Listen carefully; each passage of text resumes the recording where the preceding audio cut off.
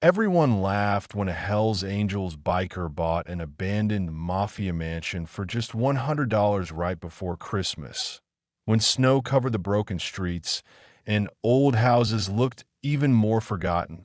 and the neighbors joked that he had signed his own death warrant because people had vanished in that house years ago and police had once discovered a hidden underground cell beneath it. But when a man later broke the rusted lock on a steel door under the stairs and opened a room sealed, for 40 years, what he found inside stunned the entire neighborhood into silence. Before we continue, make sure to subscribe and tell us in the comments where you're watching from. Caleb Hawk Santoro, 52, stood in a nearly empty Detroit bus lot as Christmas decorations flickered weakly on nearby poles.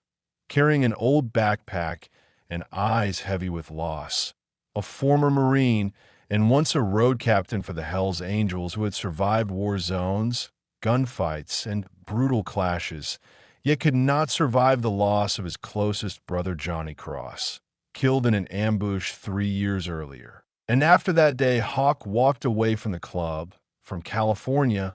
and from everything that once defined him,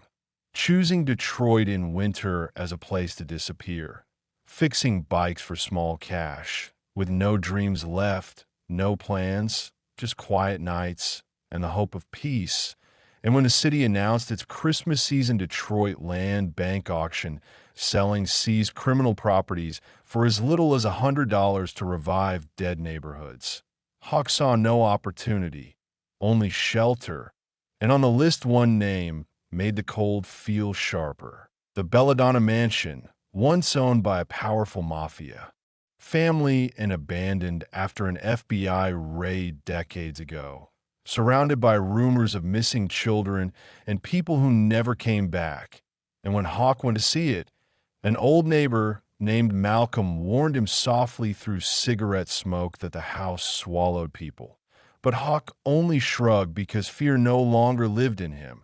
And on auction day, inside a dull room lit by flickering lights and cheap tinsel, people laughed when the mansion was called out for $100, and Hawk was the only one to raise his card, whispers spreading about a biker tempting death, the clerk asking if he was sure, warning him the last buyer fled within 2 days,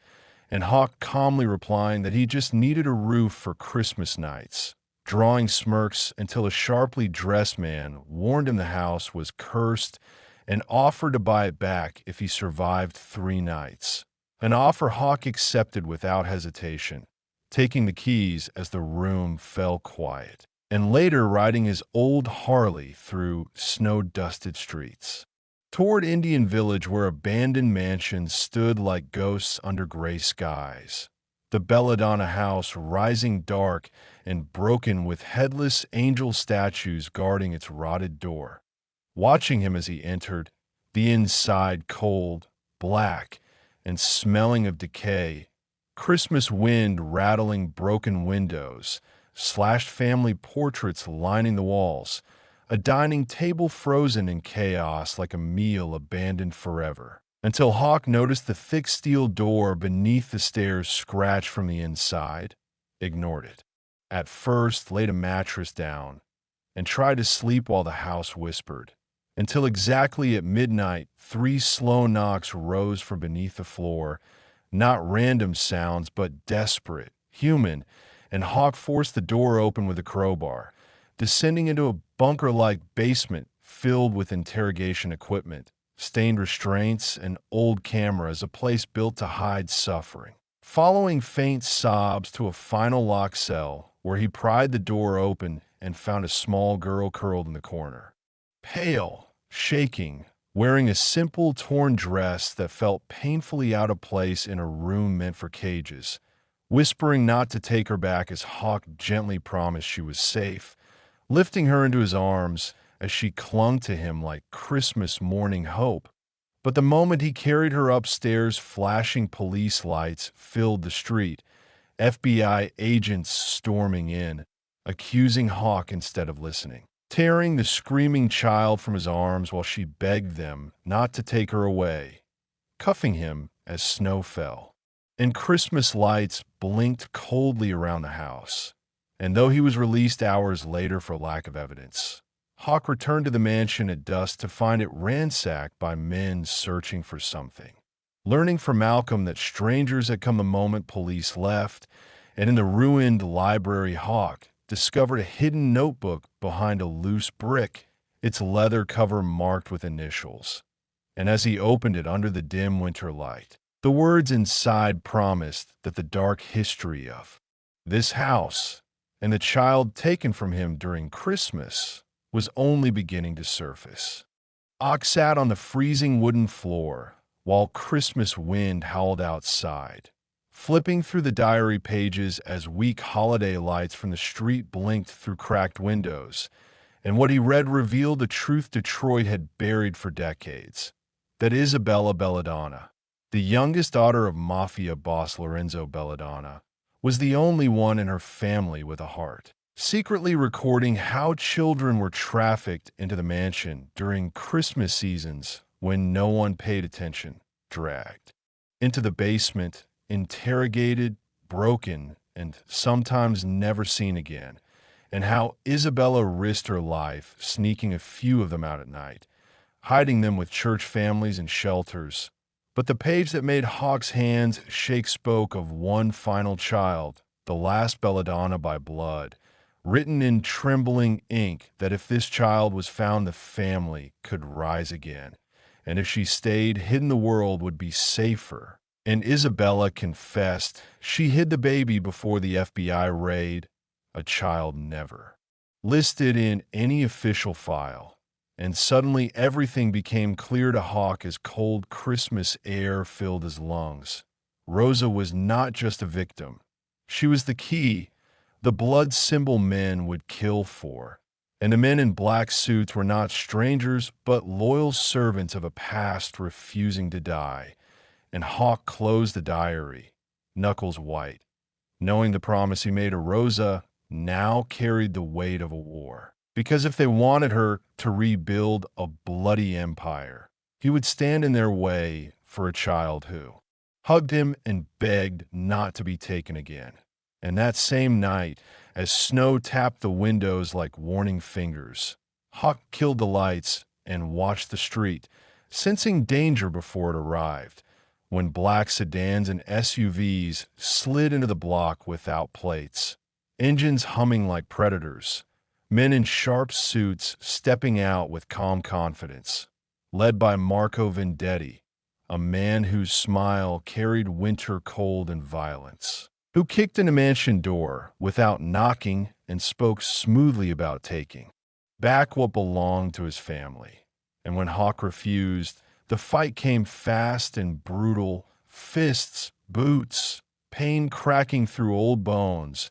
Rosa crying behind the stairs as Hawk bled, but refused to break until he remembered the old tunnel beneath the house, shouting for Rosa to run as they fled into darkness with gunmen chasing, escaping just in time into the frozen woods where Hawk finally stopped, breath burning, holding Rosa as she cried that they would come back. And Hawk knew she was right, because this was bigger than him, bigger than one man against an old Mafia name. So he hid her in an abandoned warehouse wrapped in his jacket like a Christmas gift no one else could touch. And with shaking fingers, he made a call he never thought he would make again,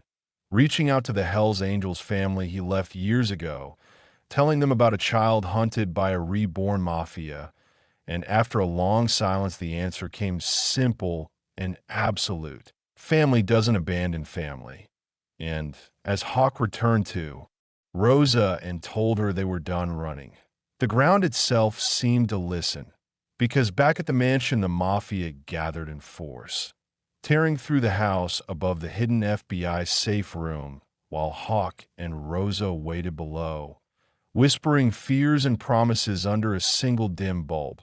until footsteps thundered overhead and Marco's voice echoed that the house would be ripped apart brick by brick. Rosa trembling as Hawk held her and swore they would never touch her. And then, through the fear and crashing sounds Hawk felt at first, A deep vibration beneath the floor.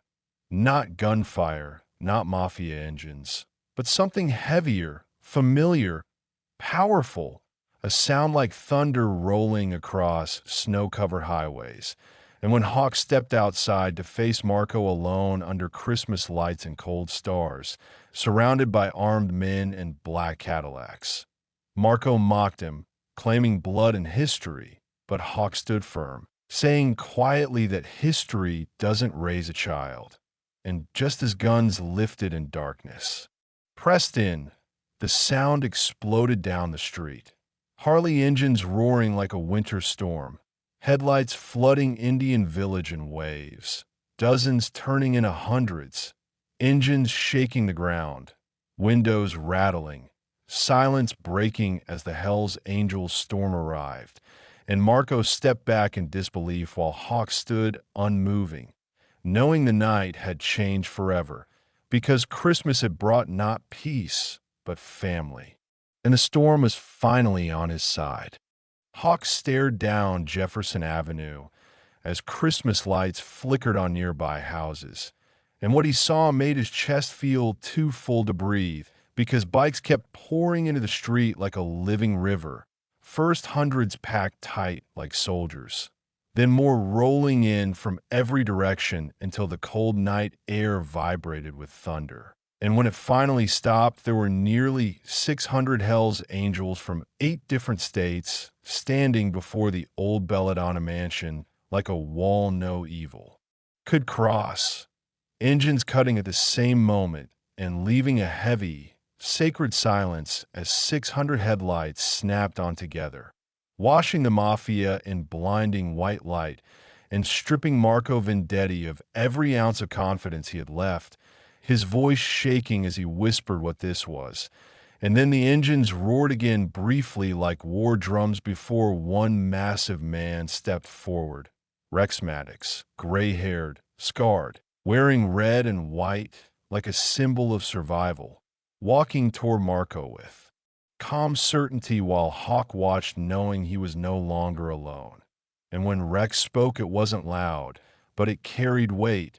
telling Marco he had committed the deadliest sin by touching a child protected by family, making it clear that Rosa belonged to goodness, not bloodlines soaked in cruelty. And even though Marco's men had guns, they instinctively stepped back, because numbers and weapons mean nothing when faced with men who fear nothing left. And when FBI vehicles and police cruisers arrived, they stopped behind the bikers instead of confronting them,